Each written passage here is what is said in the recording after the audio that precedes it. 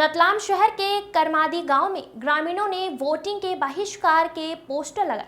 दरअसल प्रशासन पर मंदिर में भगवा ध्वजा न लगाने का आरोप लगाते हुए गांव वालों ने ये पोस्टर लगाए हैं।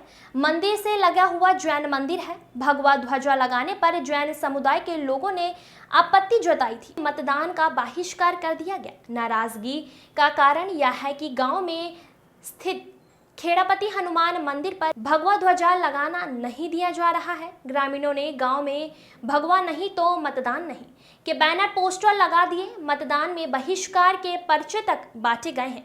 यह गांव रतलाम शहर विधानसभा में आता है।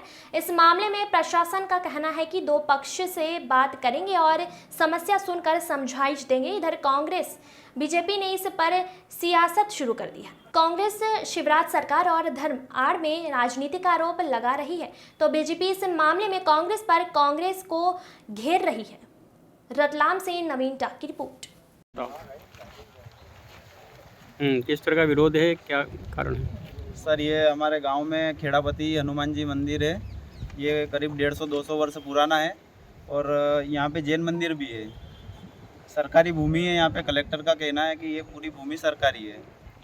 हम 14 तारीख को रात को यहाँ पे ध्वजा लगा रहे थे, तो जैन लोगों ने आके विरोध किया और हम ध्वज लगा रहे थे, तो उन्होंने उसके बाद थाना घेरा और थाना घेरने के बाद उन्होंने प्रशासन पे दबाव बनाया कि उसको उतरवाओ वापस और कार्रवाई करो। तो प्रशासन ने एक तरफा एक ही समाज के दबाव में आकर उन्होंने उनकी बात मान ली। उन्होंने बोल दिया कि 24 घंटे में हम ध्वज ये उतरवाएंगे और कार्रवाई करेंगे। तो उन्होंने उतरवा दिया हमसे और कार्रवाई भी करी और बिल्कुल एक तरफा कार्रवाई कर रहे हैं। जय श्री राम। क्या मांग करते हैं आप? हमें ये ध्वज लगाना है और हमें स्वतंत्र करें।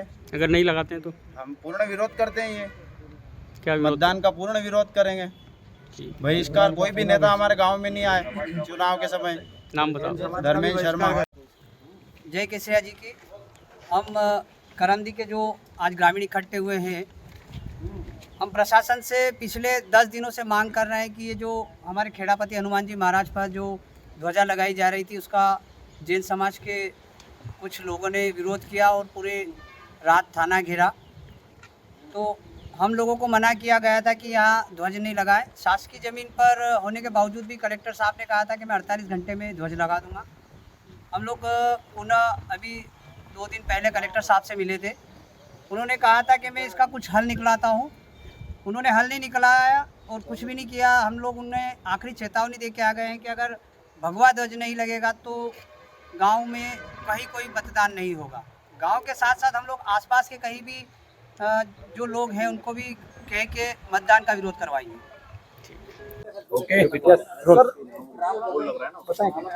ये जो विवाद चल रहा था सर, इसमें धर्म ध्वजा को लेकर प्रशासन ने आज कुछ एक्शन लिया, क्या लिया है?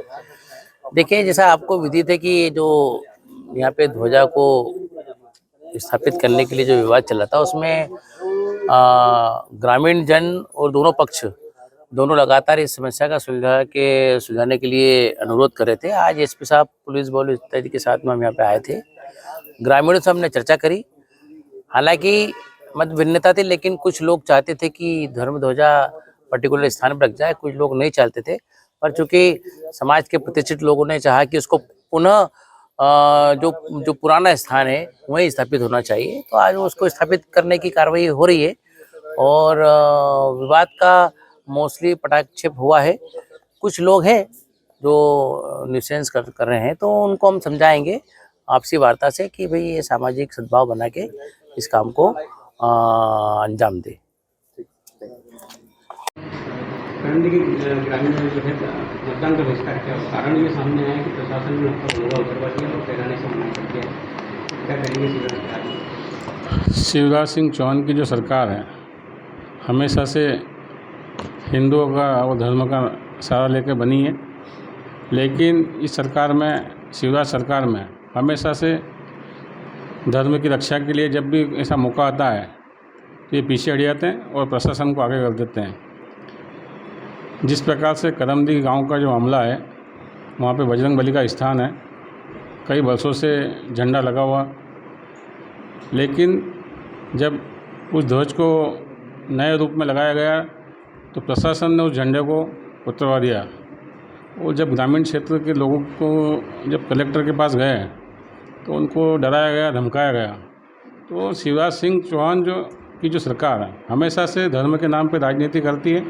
जब भी धर्म का उपयोग करना है तो उपयोग कर लेती है और बाद में धर्म के जितने भी जो आस्थावान लोग हैं उनके ऊपर डंडे बरसाए जाते हैं। जैसे मऊ में 7 अगस्त को कावड़ियों के ऊपर डंडे बरसे, गुंडागिर्दी होती है, कावड़ियों की व्यवस्था नहीं होती है। उज्जैन में भी ऐसी कई घटनाएं जो जब भी धार्मिक कार्यक्रम होता है तब उनकी रक्षा नहीं की जाती है और उनको अकेला छोड़ दिया जाता है। जब भी इनकी स्वार्थ के लिए राजनीति होती है, जब इनका वोटों के मामले में ध्रुवीकरण करके राजनीति का लाभ लेने का प्रयास करते हैं, लेकिन सनातन धर्म की रक्षा के लिए कभी भी शिवराज सिंह सरकार ने अपना दायित्व नहीं निभाया है।